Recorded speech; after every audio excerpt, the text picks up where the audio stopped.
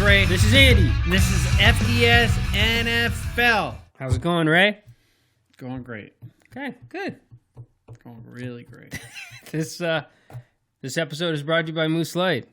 Ray, do you want one of these? I had lots of these on the weekend, Andy. All right. Lots of these. Were they scary good? They were very scary good. Very scary good. And on the weekend, did you run into any of the boys from the Doyles? I am in a playoff football pool with the Doyles. Okay. I saw Brett and Darcy on Thursday night at the draft.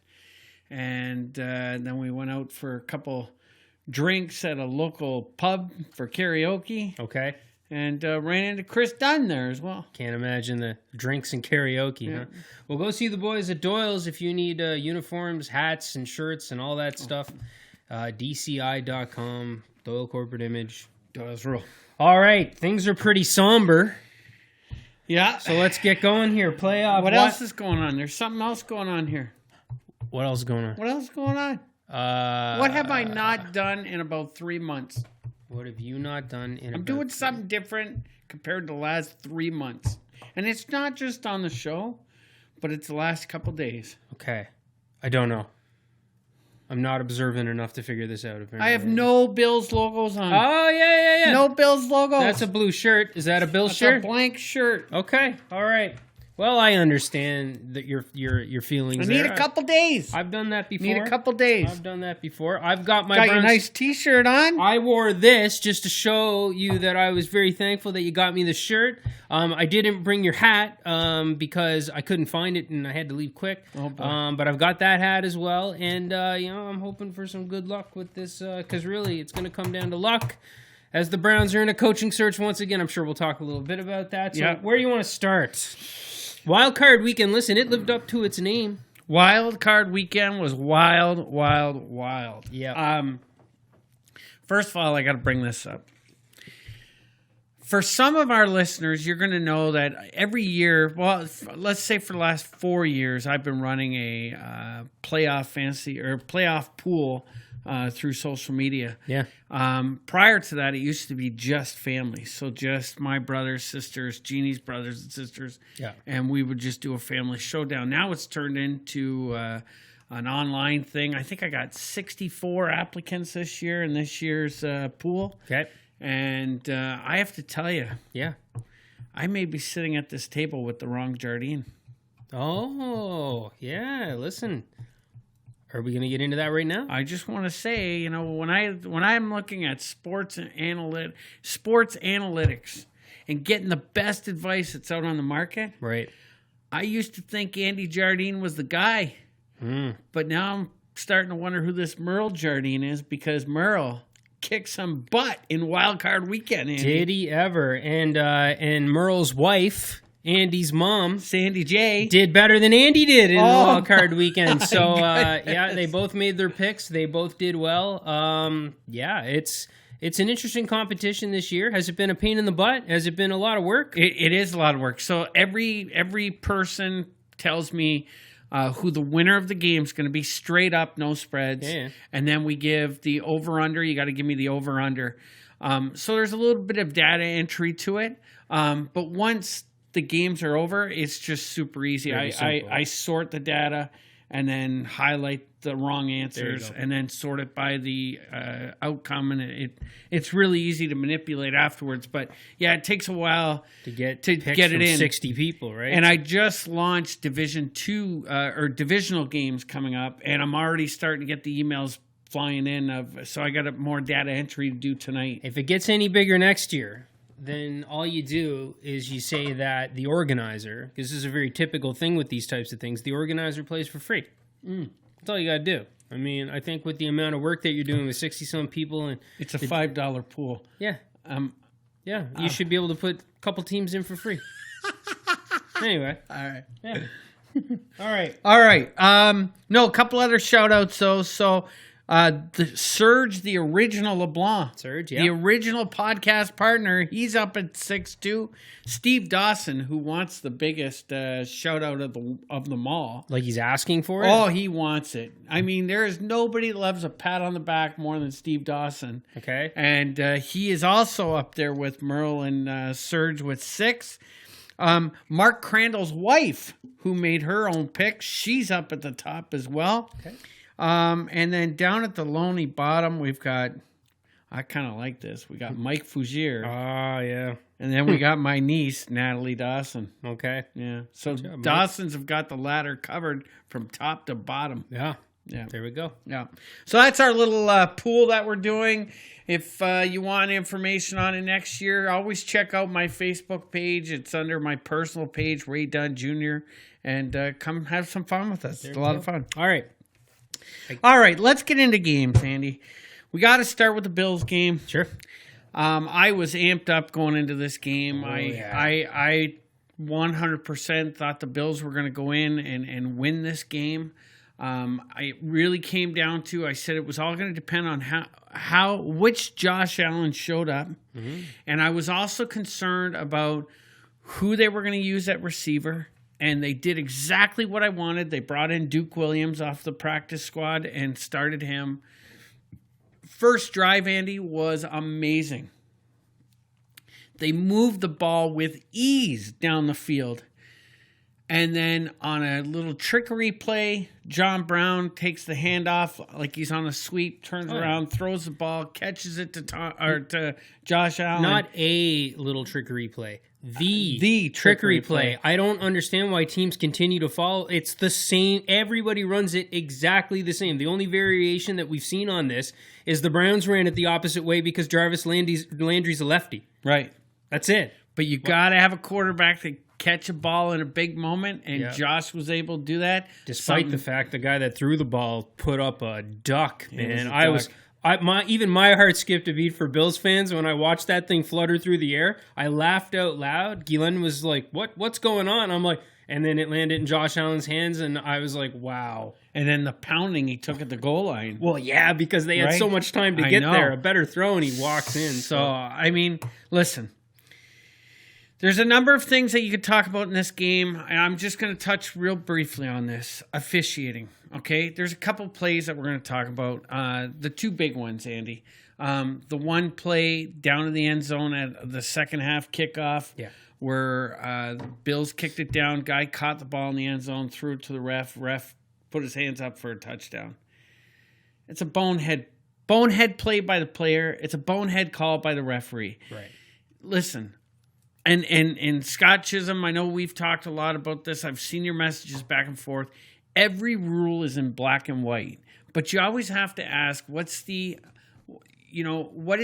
I'm having a tough time with the word that I'm looking for. What is the implication of the rule? Like, what's the intention of the rule? Yeah. There's always gray to every rule. Yeah. And there was no question to me when I saw that play live. Yeah. I said to myself, he's giving himself up. Oh. In a championship game like that, I don't want an easy 6 points. I mean, yes, it's nice, but that's not how you want to win a game, right?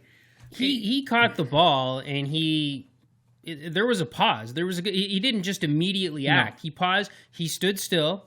And then he started nonchalantly walking forward and flicked it to the official. I don't care what the official did. Everybody watching that, the eye test tells you, and the other officials saw it as well, that guy gave himself up. Somebody should be reprimanded for how stupid this was. The players should be coached up for, that he needs to be a lot more obvious with his intentions. You don't have to worry about that from this player again. Okay. You're never going to have to worry about that. But the thing I don't like about this is that crew should have gotten together. And what's interesting, that's the head referee down in the end zone making that call. Yeah. So the crew should have gotten together to make that call. There's no reason ever for an off-field official to step onto the playing field between the lines to have a conversation with the crew. Never. Right. You've got headsets on. Yeah. Talk on your headsets. The fact that guy walked onto the field caused more commotion than needs to be caused over this issue. Right. You can't have off-field officials coming on. And I'm sure that the NFL has learned from this. This is not a play that happens very often. At the end of the day, I feel like they got it right. They did the right thing. It was definitely a touchback.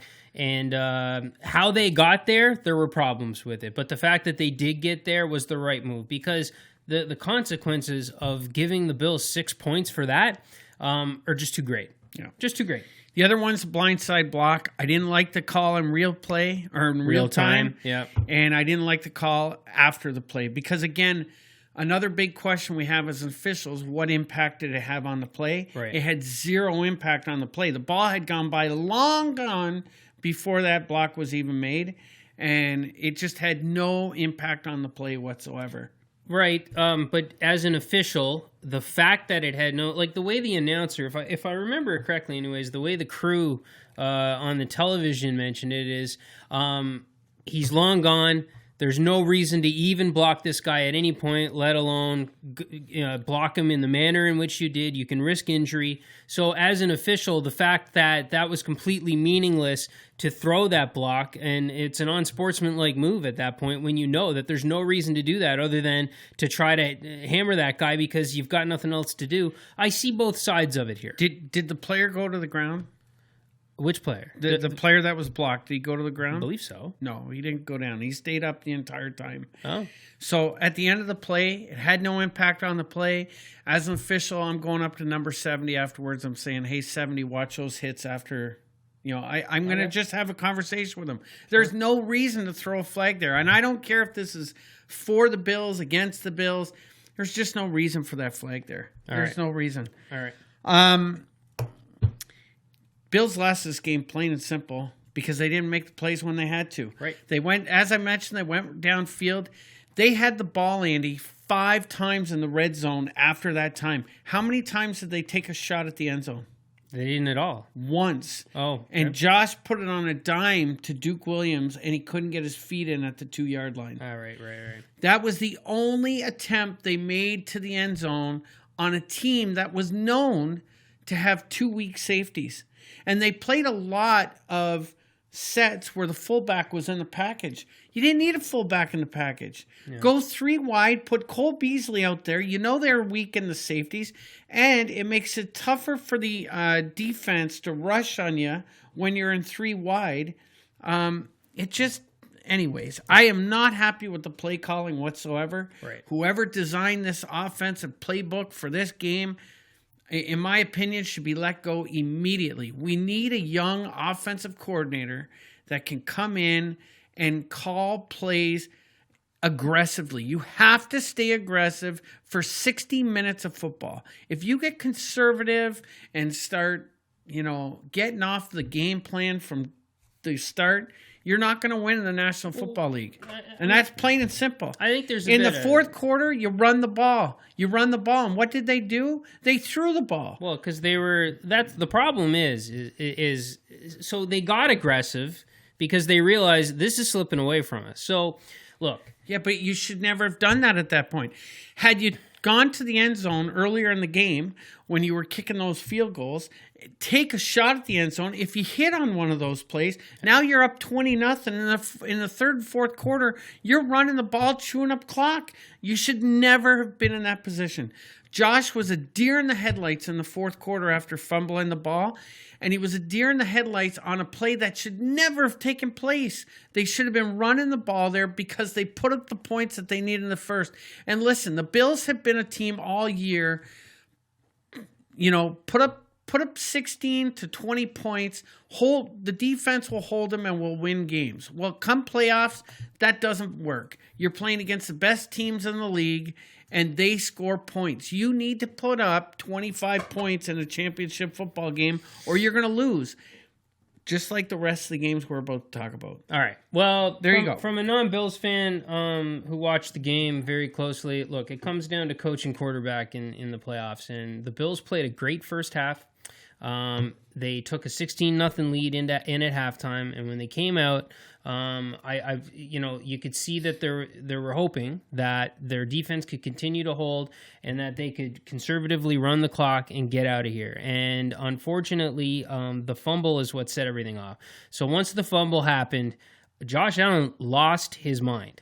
He completely lost his mind. He made he did some things in this game, specifically running for a first down, and then the toss, the lateral to nobody, in which, thank goodness... there was no... Dawson Knox was there. Dawson Knox was there. That was easily the dumbest thing that anybody's done in these playoffs so far, and I'm pretty sure by the time the Super Bowl is won, it will still be there. Well, you know what? You could call it dumb, and it is dumb. I listen to you. Let me finish this up. But at the same token, it's a guy fighting for every yard possible. Yeah, but he had the first down by a landslide. He already had the first down. They needed a score, though. Yeah, but he had so much ground to cover. There's no... Anyways... And at that point, they realized this is slipping away. The Texans made some adjustments, and the Bills' defense was still tough. They figured out how to move the ball on the Bills, but not at will, just enough to score. And the Bills realized, look, this 16-0 thing has completely slipped away from us. We got to get aggressive. By the end of the game, they threw the ball 46 times. Josh Allen's thrown into coverage, everything like that. But really, you're right. It comes down to me, coach and quarterback and your team making the plays when they matter the most. Josh Allen played better in this game for longer than Deshaun Watson did. But Deshaun Watson made the plays when they mattered the most.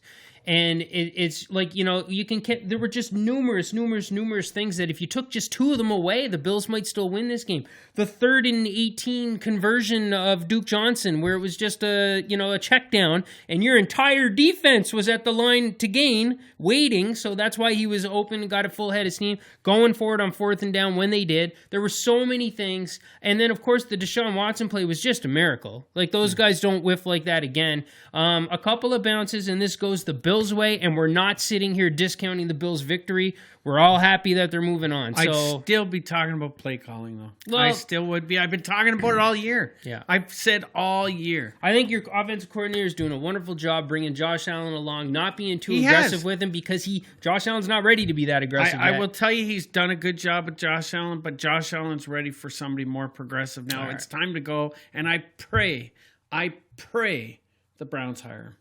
Let's go. Right. Next game. What do you want to do? Titans, Patriots? Let's go Patriots.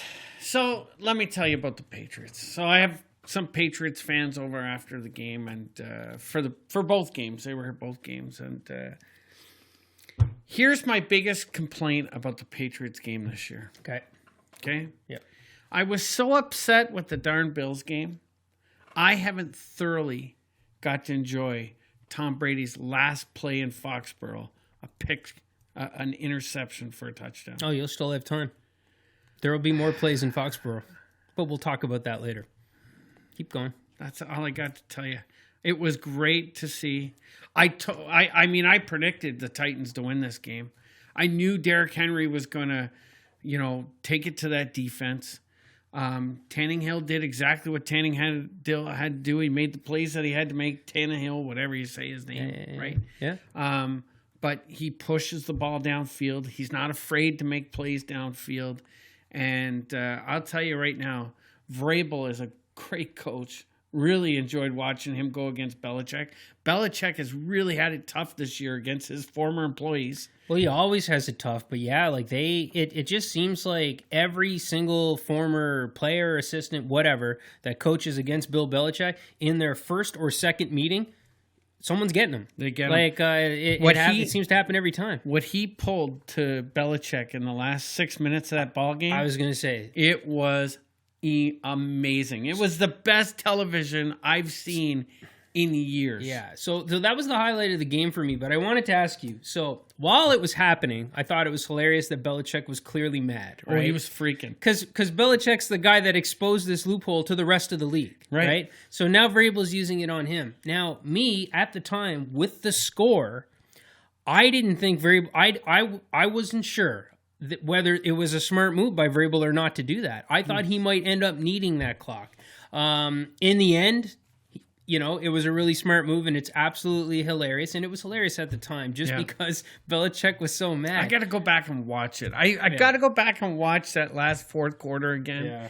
But watching Belichick screaming at 1, 2, 3 referees, however many were over there. Yeah. I loved it. Right. And Mike Pereira, he's one of the ref guys that comes on and talks on the... Yeah, so Rich Eisen had Mike Pereira on talking about it, and that was Pereira's thing, was just like, it was just so humorous that, Bill Belichick is the only one in the league smart enough to show everybody this, and it's a copycat league, and he was livid that somebody decided to use it in the playoffs. I loved it.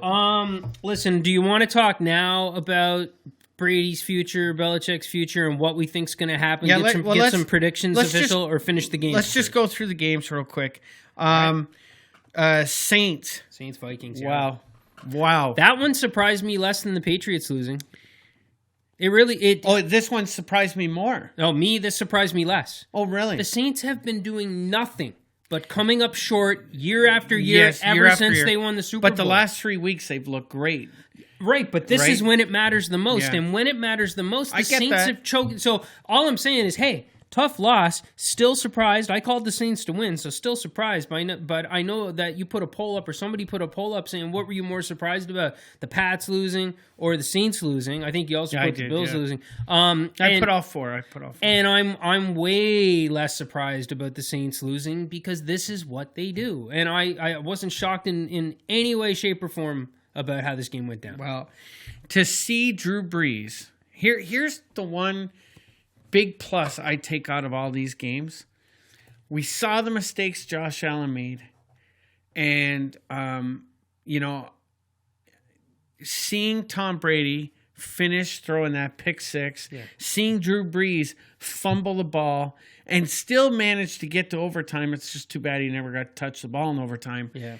It really helped me understand the fact that, look, even veterans can make mistakes this time of year. Oh, yeah. And I'm not worried about, Josh's got lots of time to learn from this and still have a great career. There's a lot of overreaction out there on Josh Allen today in the last 2 days, but this kid's going to be phenomenal in the league.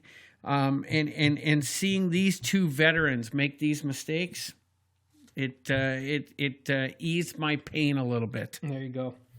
And then the final game was Wentz. The Seahawks at the Eagles. Tell me what you think about the hit on Wentz.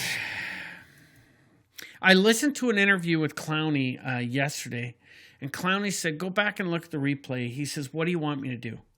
Yeah. What do you want me to do? Yeah. These guys got to make contact. If they don't, if the first down is at the 40-yard line and he's at the 39 going in, if he doesn't make contact with him and he does slide to the 40, they're going to give him the first down. He's got to do everything possible to stop the momentum of that ball. Right. Now, so this is the exact argument that I made earlier this season when Josh Allen took a big hit like that and had got his bell rung. Yeah, but that was direct head-to-head contact. So here's my thoughts on this one. The only reason I had mixed emotions on it, I agree with you. When a quarterback's going down and he's a runner at the time, he's no longer a passer, but he's a runner. Yeah. And he's not going feet first, which means he's not giving himself up. He's going head first for gain. You got to nail him, and you got to stop that momentum. But in this particular case, Clowney hammered him from behind. If anything, Clowney moved him forward, closer to the line to gain. Yeah. That's where I didn't like it. You did not have to make the contact at that point. You only pushed him further ahead. If it was head on, I would have been much more okay with it than what we saw. It was unnecessary because of where he was coming from. Yeah. The biggest problem for Clowney is last year he knocked out Nick Foles. Yeah. This year he knocked out Wentz. Yeah. Let's just say he is not welcomed in Philadelphia. Right. And he tweeted today or at some point that Philadelphia has the worst fans. So he's pouring gas on that fire, which is great. What else are you going to do in that case? So, yeah, man, I feel horrible for Carson Wentz because the best ability is indeed availability. And you can't sit here and blame a guy for getting concussed. But, some guys, it's like they're cursed, I guess. And, again, Carson Wentz it was a first down play. That he was running the ball like that on. At some point, you know, you got to stop putting yourself in harm's way. Again, I'm not putting all this on Carson Wentz, but I'm feeling really bad for him because the narrative is just going to continue. Yeah. And it is, and it's up to him to find a way to stay healthy. I'll tell you this: the thing that impressed me the most in this game is right at the end of the game, Russell Wilson's out shaking hands. Yeah.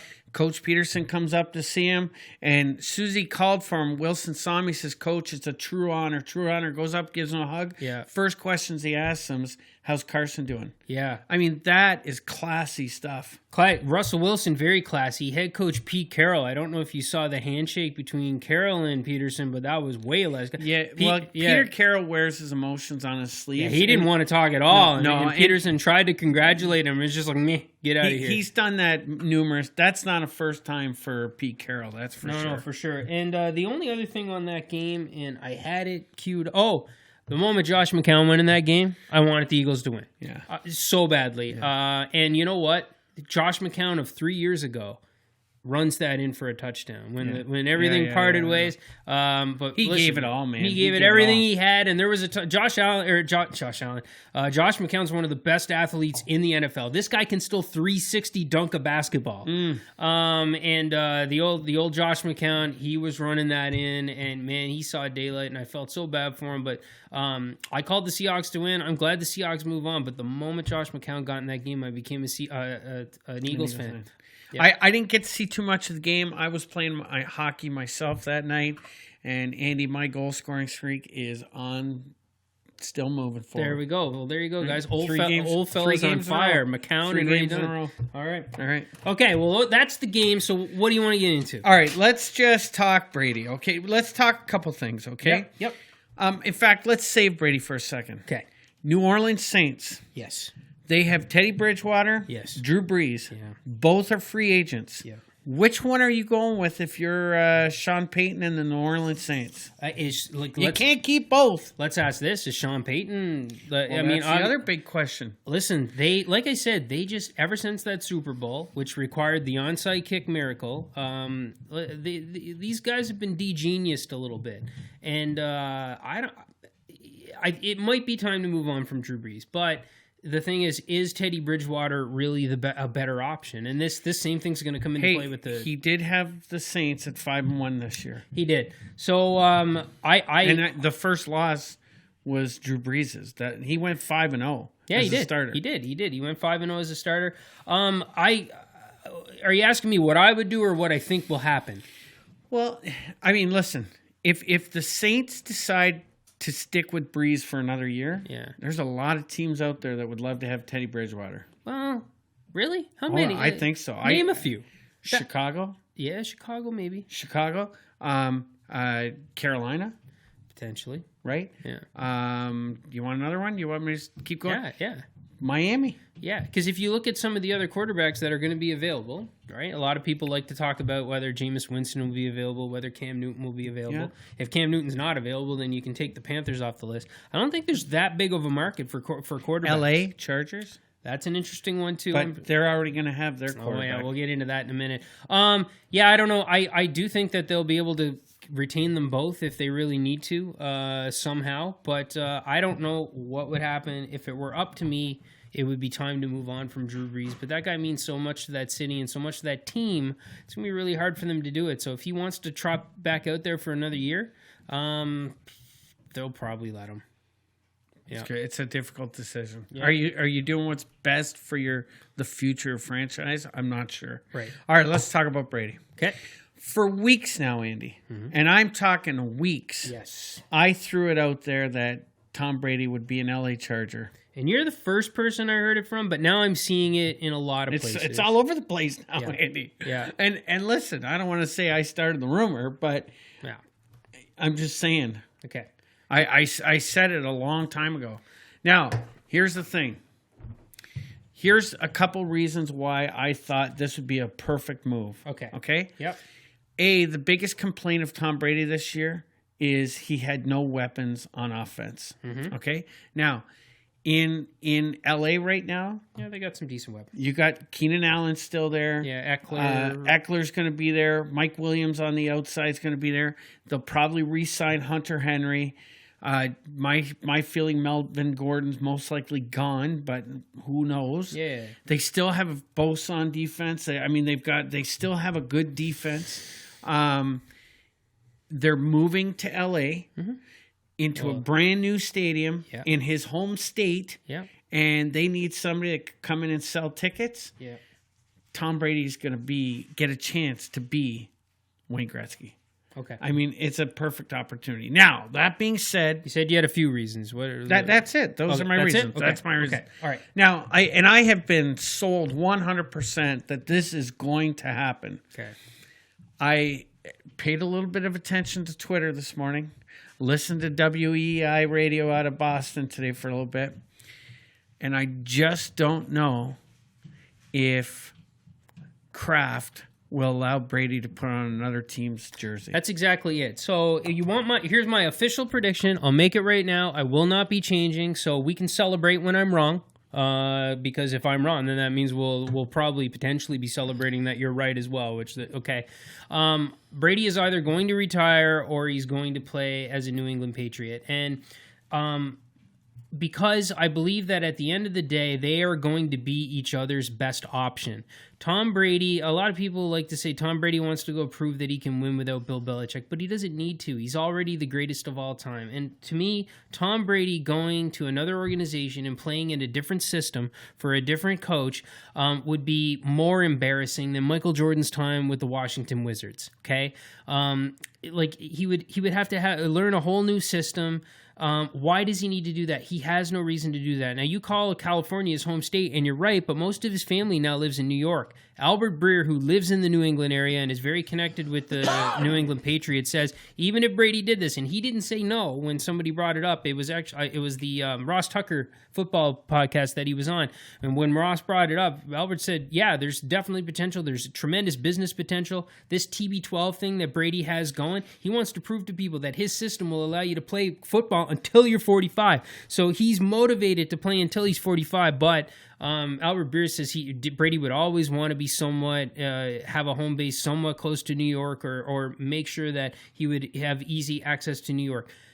The other thing with the Patriots is, listen, when San Francisco moved on from Montana, or the Green Bay Packers moved on from Brett Favre, they made smart decisions, but they had Hall of Fame quarterbacks in the waiting. The Patriots do not have anybody in the waiting for Brady. So at this point, it comes down to whose decision would it be for Brady to leave? Would it be Brady's decision, or will it be the team's decision?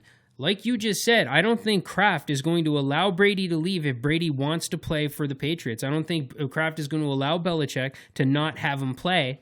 Then Brady needs to make the decision. Do I want to risk going to the Chargers and learning a new system? And my gosh, sure, there's a lot of weapons there, but he has to ask himself, because I know you hate Phillip Rivers, but Tom Brady has a lot of respect for Phillip Rivers. So when he sees what happened to Phillip Rivers... They're not even in the same class. They're not even in the same class. Listen, yeah. Brady's got to ask himself, if I go to LA and go 6-10, what does that do to my legacy? And was that worth the extra $4 million a year that the Chargers will give me versus what the Patriots are going to try to give me to take as a discount? Okay, so let me just throw a couple things in here first. Tom Brady is pretty clear in the fact he's not taking a team discount. He's taken team discounts his entire career. He has yet to say that. Okay. We're hearing people say that, but Brady hasn't said that. Well, they asked him a couple questions on that topic. Yeah, but he did not address that. Here's the one thing about Brady. In any press conference you've always seen in the past, he said, I'll be back. I'll be back. This entire press conference, when have you ever seen Tom Brady come out to a press conference with his duffel bag in his hand and use the terms they? He doesn't consider himself as them anymore. This is new territory. Right, hold on. I got a couple more things. You're right. TB12. I'm glad you brought that up. That is such a great point, because he really goes on about how his career is extended because of this Alex, whatever his name is, from TB12. Right. And how much access does he have to Alex on the Patriots sideline? Tons. None. Belichick stopped this guy from being on the Patriots sideline. On the sidelines during games. He's not allowed on the sidelines during games. He doesn't want him around the facility. Period. Well, the facility's still there, though. The TB12 facility is still not very close. in the stadium, though. No. Yeah, it's on the grounds, yep. not in the stadium. Yeah. And listen, Tom Brady wants his guy there with him. He wants this guy on the sideline for whatever he needs during the game. He wants this guy there. I can't see Belichick, who's in charge of personnel, okay, except for when he's forced something like Garoppolo's situation.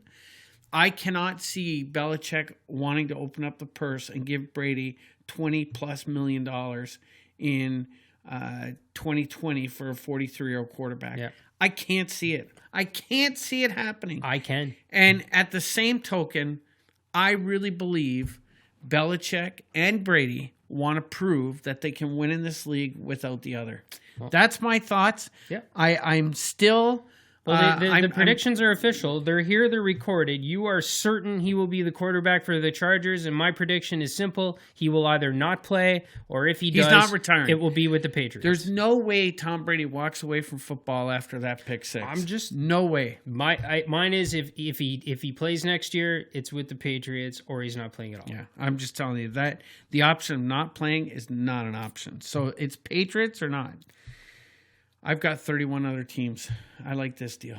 Okay. All right. Right on. Okay. What else? What else do you want? You want a coaching search? Did you want to talk? Oh, let's talk coaches. So, let's talk Cowboys first. So, Cowboys hire Mike McCarthy, former Green Bay coach. Yeah. What do you think the hire? I think it's fine. I mean, I think it's great. It's a safe hire for them. He's a different personality. I mean, Skip Bayless is already completely against it, though. That's just a talking head setting up his narrative right away because of the defensive deficiencies that McCarthy's staffs have shown. But I think it's a good hire. Jerry surprised people because a lot of people thought Jerry was holding out for Lincoln Riley and all of this stuff. It was kind of weird about how Mike McCarthy and Jason Garrett have the same agent. They probably ran into the hallway, each other in the hallway for the interview. But no, I think it was a good hire for Dallas and good for them. And I think also Dallas was hoping to make sure that they got him, and New York wouldn't. So I think it's a good. I good think hire. it's a great hire. Yeah. You got a guy that's coming in immediately with Super Bowl experience with one of the greatest franchises in football, and let's face it.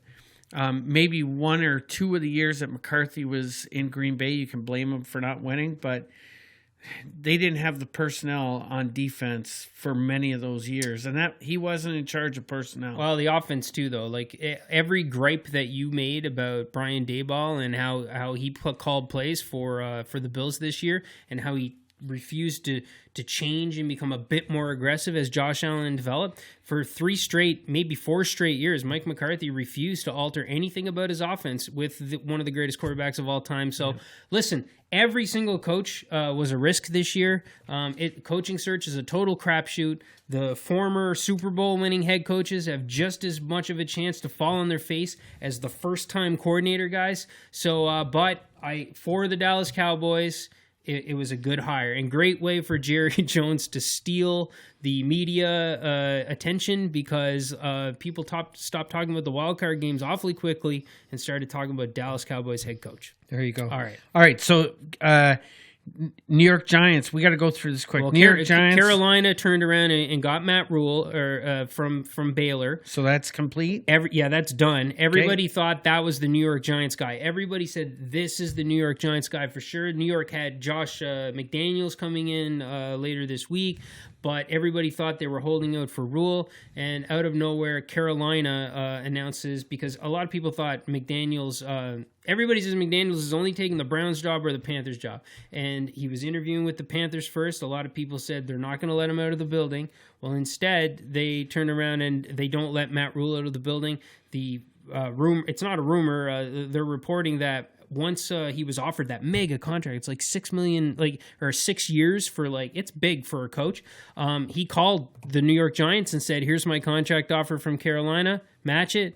And they declined because they were already working out a deal with their new head coach, Joe Judge. Joe Judge, special teams wide receiver coordinator for the New England Patriots. Yep. Another Bill Belichick disciple out there. That one shocked everybody because most people thought the Giants were going to go for a high impact hire, that they were going to get Rule when they didn't get Rule. The lady who tries to herd the cats on First Take there, Stephen A. all them. What's her name? Anyway, she's a big Giants fan, and she was talking like, okay, well, now that Matt Rule's out and gone to the Panthers, Josh McDaniels to the Giants, basically done deal. She was sold on it, and then during the show, she got to find out that they hired this Joe Judge guy. So this shocked a lot of people. Man, I think it comes down to Gettleman. I don't think very many people want to work with Gettleman, and Gettleman is staying. So he made this hire.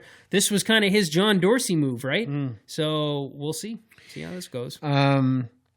So with the Browns are still now.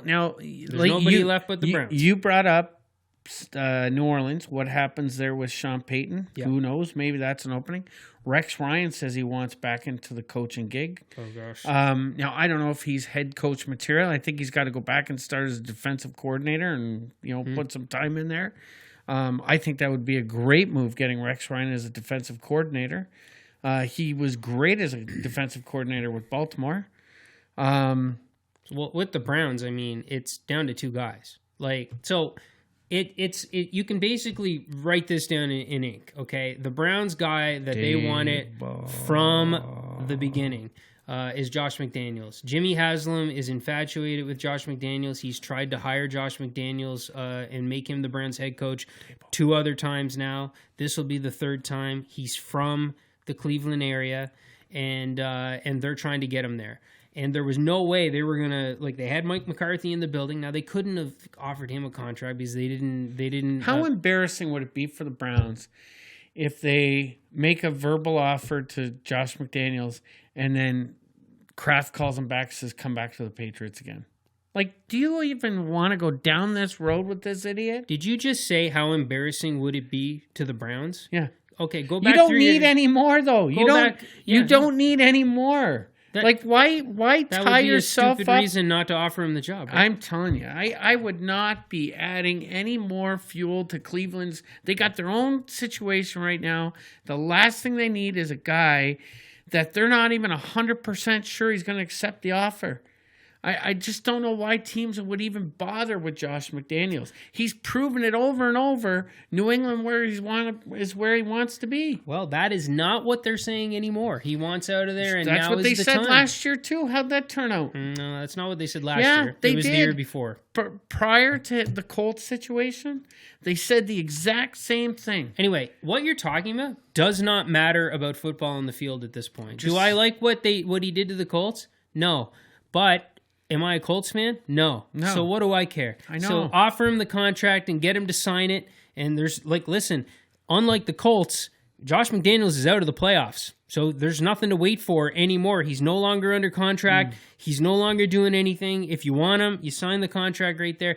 It's him or it's that Stefanski guy, the offensive coordinator of the Vikings, who was the runner-up to Kitchens last year, who the analytics team wanted to hire. So it's coming down to those two, though this is the Browns. So there's a chance they swing and they miss on both of them, and they end up with somebody like Brian Daboll. We'll see. Real quickly, I'll address the John Dorsey thing. So John Dorsey does not get fired. They mutually part ways, though you can call it whatever you want. That's fired. I thought it was a very smart move for them to try to get him to just be a GM. Because I want to talk about the Kitchens thing real quick. So they asked him to just be a GM and pick the players. That's what he does best. And, of course, he said, well, that would be a demotion, and I'm not accepting that. Great. So off he goes. Everybody who says that John Dorsey's biggest failure was hiring Freddie Kitchens, I disagree. That was a failure. However, his biggest failure was not managing Freddie Kitchens. So John Dorsey was Freddie Kitchens' boss. He hired the head coach. John Dorsey was his manager. He was the people manager in this particular case. So on a weekly basis, when Freddie Kitchens met with his boss to go over the game and go over the game decisions and go over how it went, that's John Dorsey sitting across from him. So John Dorsey is a longtime football guy that everybody calls a football czar. He should be coaching up his coach that his job is tied to and improving things over time. The Haslams knew they were getting an inexperienced head coach, and they were willing for him to learn how to be a head coach on the job. The problem is everything we saw in Week 17 was just as bad as what we saw in Week 1. And that was John Dorsey's biggest failure. It was not thinking or not trying, or I don't know, trying to help his coach move along during the season because it was his job. So the fact that they tried to get him to come back without that being his job anymore, he's out. Listen, now they're going to hire the head coach, make him the face of the franchise, let him bring a GM in that's going to help him out. Will this work? Listen, no matter what the Browns do, I've said this to you already, no matter what the Browns do, the world's going to think it was stupid. And in the end, it'll probably turn out to be stupid. Well, but, here's the thing about that, Andy. And listen, I didn't have this opinion a couple days ago because I didn't know anything. But the more and more I read on the different sites, I read a lot off The Athletic and some local stuff on Twitter as well, is there's a big problem with the Haslams and the way they do business. And I don't know, it doesn't matter who you bring in as a coach or GM. Based on what I've read about the Haslams, I just don't know if it's ever going to work in Cleveland. Who knows? It's a crapshoot. But if they get the right coaching and they win a bunch of games, all this goes away. So we'll see. Like I said, right now, McDaniels would be my favorite only because the story's cool. But other than that, I do not care who they hire. It's a total crapshoot. Sure, Daboll could be just as successful as anybody else. I think he could be. He could be. And listen, you know what?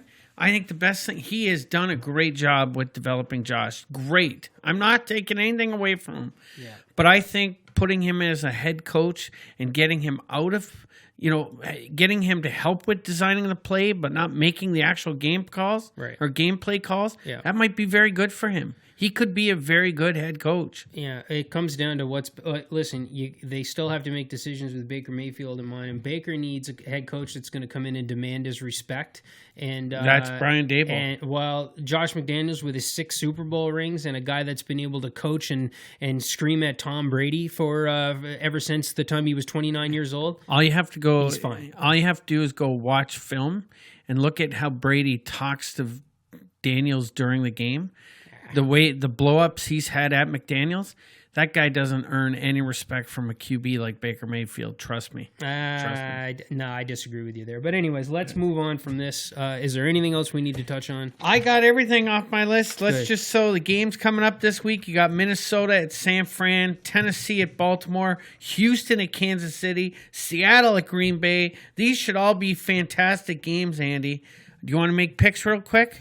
No, I'm not ready to because we have a playoff pool that you are hosting, and I'm not giving away my picks to you because even though both my parents outdid me, you put 2 entries in, and you didn't outdo any of my picks. So I'm 4 right now. I got 4 points and I 3 said you points. Didn't outdo. Pay attention to the words. All right. You had 2 shots, and you were able to tie me on one of them. Yeah, so I'm not giving. I went one opposite of the other. That's basically what I did. Well, all I know is in both yours, you didn't have the sense to pick the Texans in either one.